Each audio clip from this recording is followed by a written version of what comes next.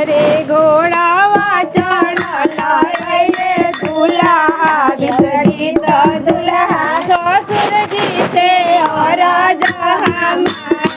अरे घोड़ावा चढ़ला अइले दूल्हा विसर्जित दूल्हा ससुर जी से अरज हमार।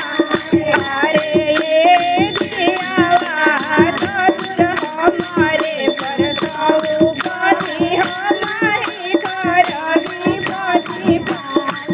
अरे ये दियावा ससुर हमारे परसौ पति हमारी करबी पति पाल।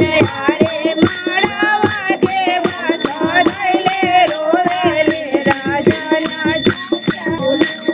भैया नयना जरा जरी लोल। अरे माड़वा के बस धइले रोवेले।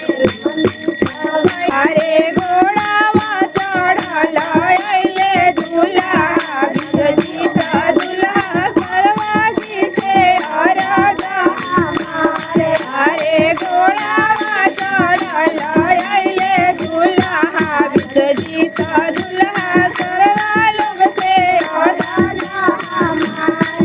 अरे ये बहिना सर्वा हमारे परसौ पति हमारी करबी पति पाल। अरे ये बहिना सर्वा हमारे परसौ पति हमारी करबी पति।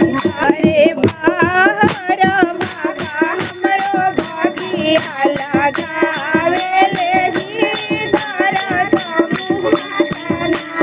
अरे बाहर बाबा हमरो बगिया लगावेले गीतर तमुनाई।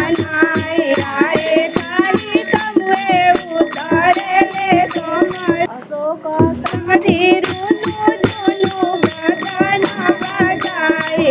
अरे काली तमुए उतरेले समाधि अशोक समधि रुनु झुनु बदन बजाए। अरे रेशम सूता उतरेले दूल्हा विसर्जित दूल्हा सोहन घोड़ा दौड़ा। अरे रेशम सूता उतरेले दूल्हा विसर्जित दूल्हा सोहन घोड़ा उड़ाई।